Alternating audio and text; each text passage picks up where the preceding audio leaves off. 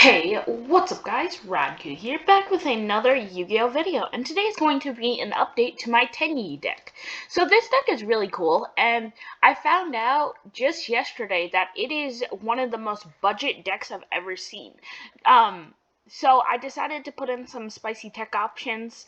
I cut out the hand traps that I had in here because I'm making this more of a budget version, and Dark Ruler No More is getting a huge reprint soon, so we don't really have to worry about it being super expensive. Plus, on top of that, we have a ton of great cards in the extra deck that are super cheap, as well as being great cards in general. And I put in some more monsters in the extra deck to help make up. So without further ado, let's get into it. Starting things off, I play 3 copies of Tenyi Spirit Vishuddha. Basically, all the Tenyis have an effect. If you control no effect monsters, you can special summon this card from your hand. Then if you control a non-effect monster, you can banish this card from your hand or graveyard to activate an effect. So that's usually the same for all of them.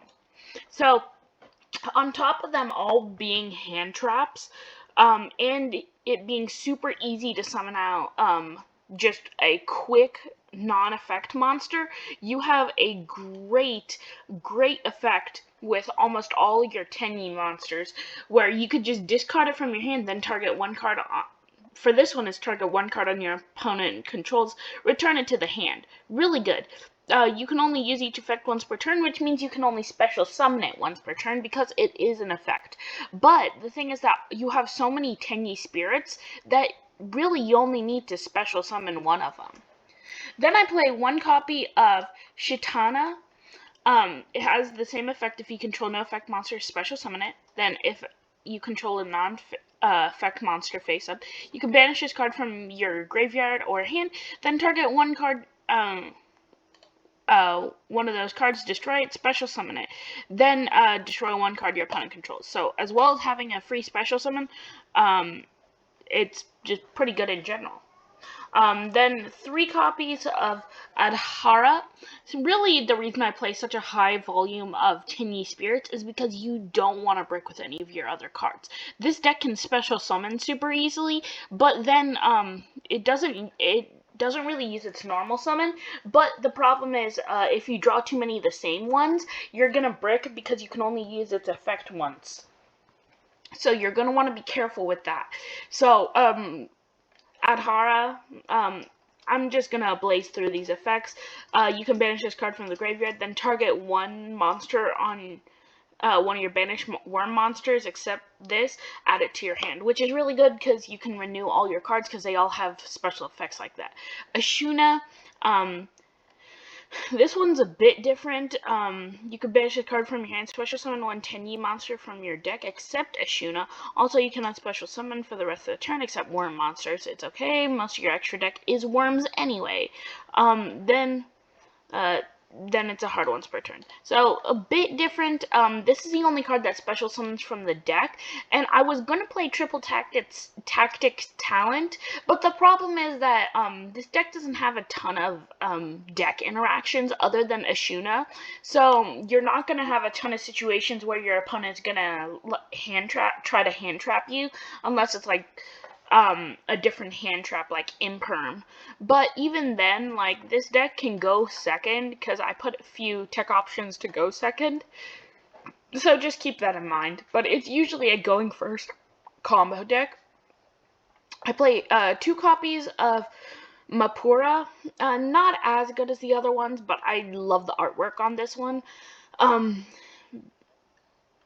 When your opponent activates a card or effect that targets a face-up non-effect monster you control, you can banish this card from your hand or graveyard, negate the activation, and if you do, or negate the activation, and if you do, destroy that card. So some negation, hand trapness, pretty good in general. Plus, having some protection for your non-effect monsters, because basically the whole deck revolves around you going into a extra deck non-effect monster to trigger off their really powerful effects. So just keep that in mind. Pretty good protection, but I wouldn't play it at 3 copies because it bricks a lot. Plus, if your opponent's targeting anything, they're going to target your spirits because you're not going to just leave your your non-effect monsters on the field, unless you do Berserker, which even then it's a one of. Then I played 2 copies of Mare. This is a great special summon because you have effects like Ashuna, which can special summon Mare, so it's a good 2 of. Plus, it can be normal summon. And during your main phase, you can reduce this card's level by 1, and if you do special summon 1 Mare token, which is really good for Link plays. So just keep that in mind. You could go into Ashuna, then summon out Mare, use Mare's effect to summon out a token. Then you can go into a Berserker or, yeah. Then I play 3 copies of Vanity's Ruler. I thought this was really good because, again, this deck can go first or second, but it's usually going to be a going first combo control strategy. So you're going to go into your big Link monsters, then you can normal summon this. Because remember, this deck doesn't normal summon at all. So you want to have a few normal summons from the deck, despite the fact that they might brick, because this only needs 2 tributes. So you can do that pretty easily by just going into a monk, then summoning another one, then just summoning this down, and then your opponent can special summon, which is really, really good. Then I play 1 copy of Light and Darkness Dragon. This is funny because it just used to be an old Appaloosa, which I do play 1 of. But I just like this card because it's free negation. And again, this deck doesn't normal summon, so since it can't be special summon, you have some great options going into that. Then I played 2 copies of Pot of Avarice. I did have this in my original deck, but what I didn't have was 2 copies of Pot of Desires. Now, I really wanted to only play Avarice because, again, this deck's a Link spam, but then I realized that most of the effects are banishing effects. So that means that you're not going to be able to use Pot of Avarice very well. So Pot of Desires, even though it is risky, you don't have a ton of combo pieces in this deck that you need that are one-ofs. So having Pot of Desires isn't a ton of a risk because you can still effectively use it and have a pretty powerful draw spell in the deck. I played 3 copies of Heavenly Dragon Circle. Tribute 1 Worm Monster, add 1 Worm Monster from your deck to your hand, and if the tributed monster was a non-effect monster, to activate this card, you can special summon it instead, but negate its effects. During the main phase, if you control a face-up non-effect monster, you can banish this card from your graveyard, add 1 Tenyi card from your deck to your hand. Which means you can search your fists, or you can search any of your spirits, which is really good. Plus, you have to think about if you activate this card, you could always just link off one of your monsters into a monk. Monk is super, super important for this deck because you really only get 1 special summon to start out the turn, and that's it. You have to go into a monk in order to continue your plays, which you have to keep that in mind. Again, it's limiting, but it's very, very powerful, and it's super easy to go into this. So you can just summon a spirit and then go instantly into a monk. Then I play 3 copies of Vessel of Dragon Cycle. Send 1 Worm Monster from your deck to the graveyard.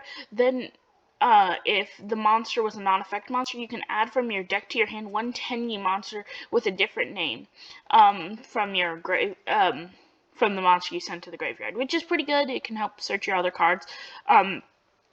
Just decent in general. 3 copies of Flawless Protection of the Tenyi.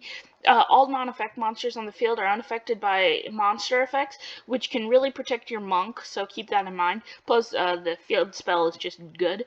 Once per turn, if your opponent special summons an effect monster while you control a face-down monster or non-effect monster, you can draw 2 cards. So basically a Pot of Greed. So the thing is that if you leave like a Berserker on the field, most people aren't going to be able to beat over that, and it will have protection. And if you have like a Vanity's Ruler and it gets destroyed, even then you have a backup with Flawless Protection where you just have free protection as well as just being a Pot of Greed, which is amazing.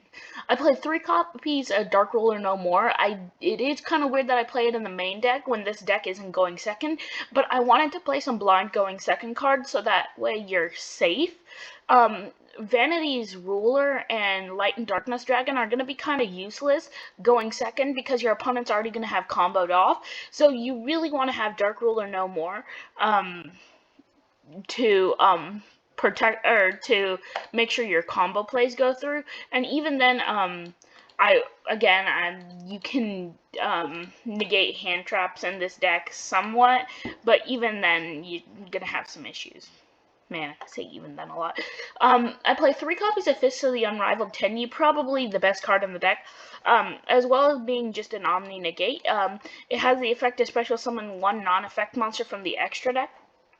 And finally, I put in the Blue Eyes Ultimate Dragon, so we have the best target for this card in this deck now. So that is it for the main deck. The main deck has gotten a huge consistency boost with more draw spells, as well as being able to control your opponent going second, so that way you don't have to worry about a ton of stuff.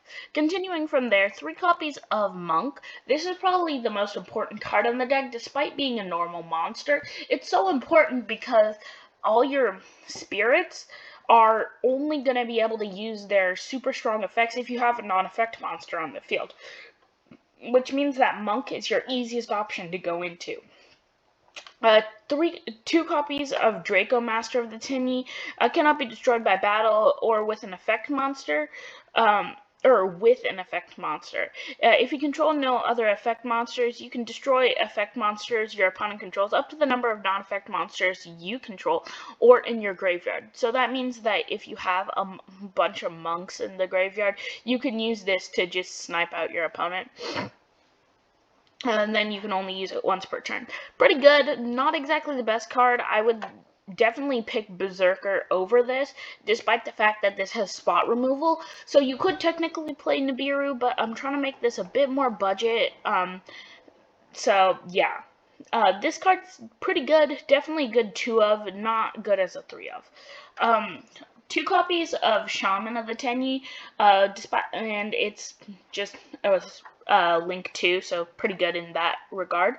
You can discard 1 card, then target 1 war monster in your graveyard, special summon it. Also, for the rest of the turn, you cannot activate the effects of monsters special summoned from the extra deck, except Tenyi monsters, which, I mean, most of your cards are going to be Tenyis, other than Borlud Savage Dragon and your Appaloosa and your Hulk. But really, you're never going to go into this over your Hulk, and even continuing from there, you could even use Halki Fibrax for Link plays, but you couldn't go into this because it needs worm monsters. But continuing from there, 1 copy of Berserker. I like this just because if I want to go into a Link 3 monster, and I don't want to go into Draco, because let's say I don't have a strong enough monster other than Berserker. Berserker is a good option, so keep that in mind. It's a good one-of. I wouldn't play it anymore because it's really hard to go into in this deck, even though this deck does do Link spam. You need to think about the fact that Monk is easier to use in this deck, and that even if you do go into Berserker, you're really only using it as the 3k beat stick, and not as your actual normal monster. 1 copy of Tenyi Spirit Sashahirara, whatever the heck that is. Needs 2 worm monsters, so this and then Shaman need 2 worm monsters, which you need to keep that in mind because you can't use like Halki Fibrax to do it.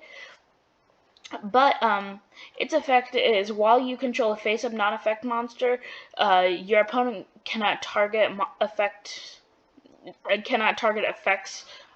monsters for attacks. Also, your opponent cannot target effect monsters on the field with card effects, which means that they can't use like equip spells or stuff, but even then that really doesn't matter. You can take a one effect monster your opponent controls, special summon 1 Tenyi Spirit token, then its attack becomes that monster's original attack, which is really good. Because I kind of wish it was spell speed 4, but despite that, you still have really, really good protection against your opponent activating stuff in response, so that's really good. It's only a one-of because really you're never going to be able to go into it normally. You're going to only be able to go into it if you've dragged out the game a bit.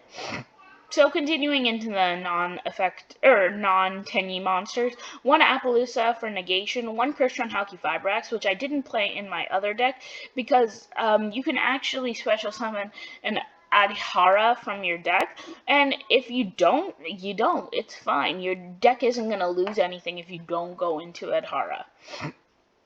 2 copies of Draco Berserker, just because it's really good in general. Like, it's just generic.